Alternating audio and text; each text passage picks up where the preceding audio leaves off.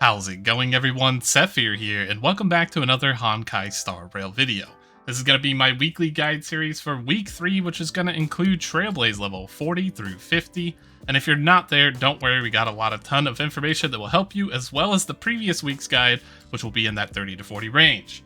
So there's going to be a ton of important information in this guide, including some key notes that will help you potentially avoid ruining your account. There's going to be a few things coming up here that are going to be super crucial to make sure that you save, so you're going to want to pay attention for that. So the breakdown is going to be as follows. First, we're going to talk about the important information, then we're going to talk about what's new in the week, and finally, we're going to talk about preparing for the next week and the future as well. So let's go ahead and dive right in. First up, free-to-play players should be hitting level 40 this week, and you will probably already be level 40 if you followed my guide from the previous week and triggered that encounter on Sunday, which would have pushed you into the bracket before the reset. So now we are going to be pushing up towards the next equilibrium level, which is going to be equilibrium level 4. This is going to be really important because it's going to expand our character slots once again and unlock more materials into the next world. But we will not be hitting that this week. So if you are free to play, the max you're going to get this week is about level 45. So since we are now in the 40 bracket, the daily XP is going to go up a little bit. We're getting 2,650 per day, which is going to be pretty nice. And on top of that, you should get 4 more Immersifier tokens from the Simulated Universe rewards. So that's going to push you roughly at about 3,900 XP by the end of today in 41. If you are moving along at the same pace, you use the same amount of Trailblaze fuel. You might be more, you might be less, but that's okay. That's roughly where you're going to be at.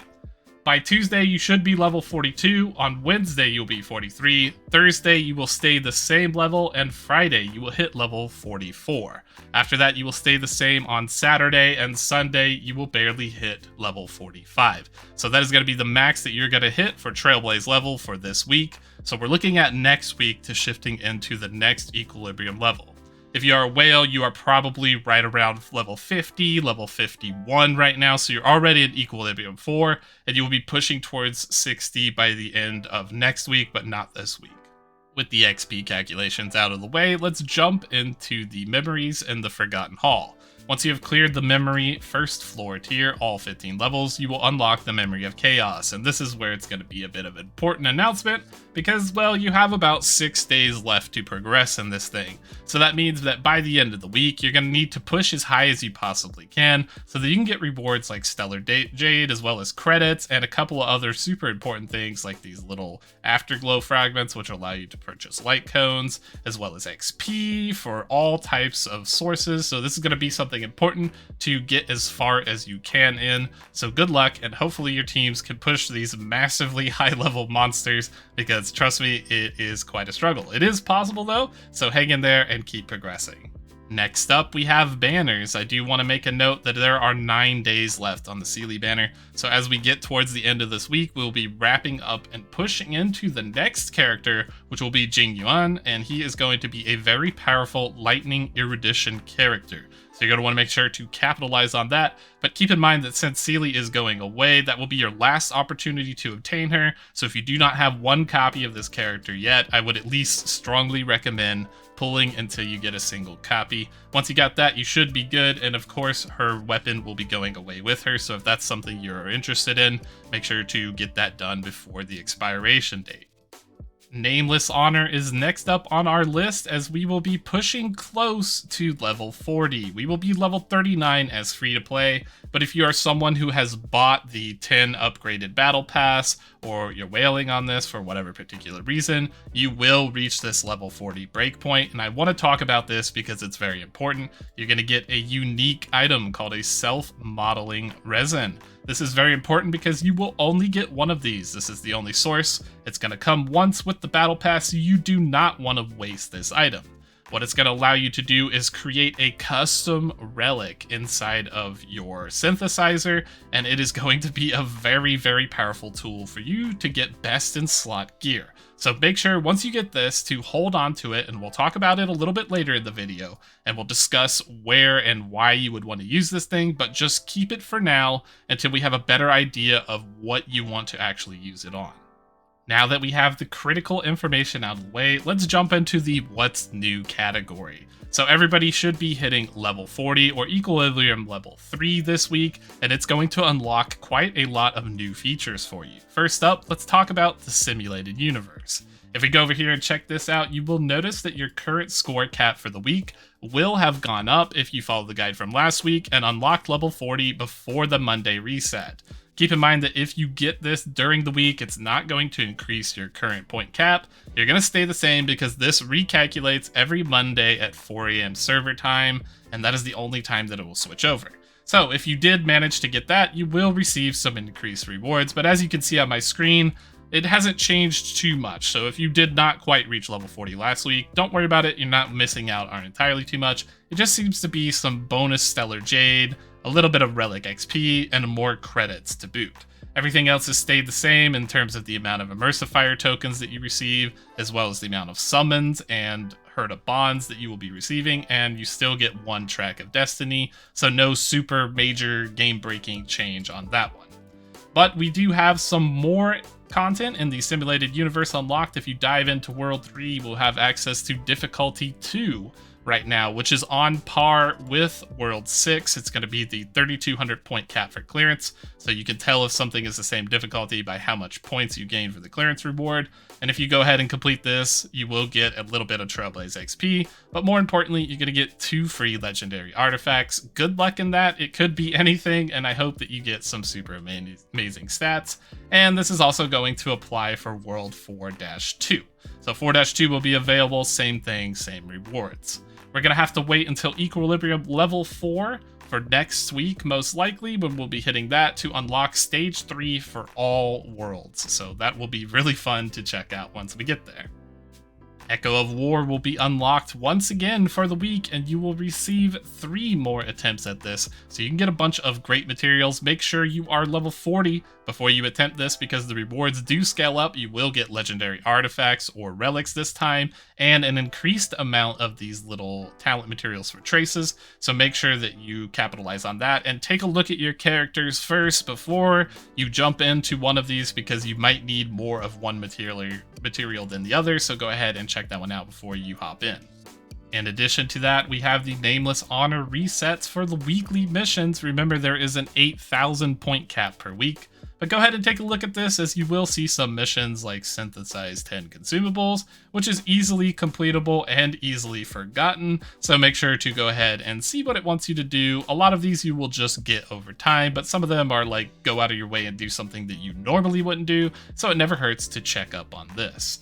We will reach about level 39 in total for the Nameless Honor, so we're just a little bit shy for free-to-play players of getting this important self-modeling resin item, but we'll get there eventually, so no rush on that. There is plenty of time left in the season.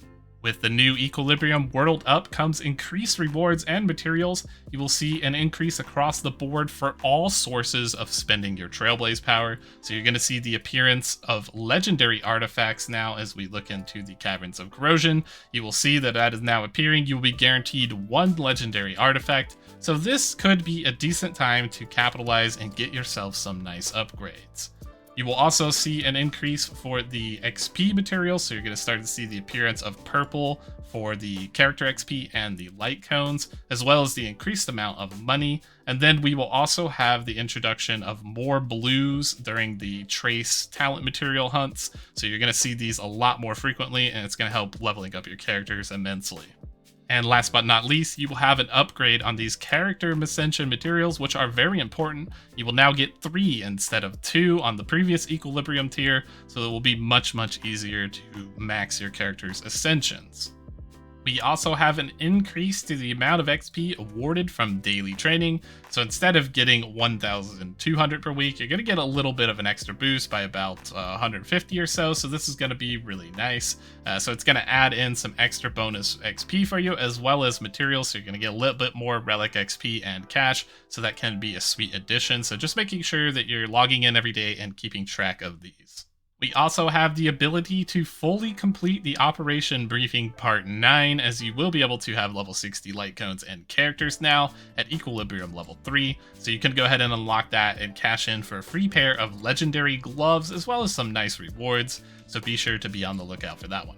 And last but not least, on the synthesize section of the page here, we will have a new option. We will now be able to create relics. This is a very interesting process. So you can click on the set that you want to create and the specific slot, but you will need 100 of this relic remains material. You will get 10 of these for salvaging a legendary relic, and that is the only source that I can see other than the battle pass that will give you some of these. So you can go ahead and start targeting certain pieces of gear. And then we also have that special material that comes from the battle pass. Make sure to save this. The reason why it's so important is because you can guarantee a main stat on an item. So this is going to be fantastic for picking a best in slot chest armor for your best in slot character and guaranteeing that it has crit rate, or even going for some boots and guaranteeing speed or whatever it is that you want to do.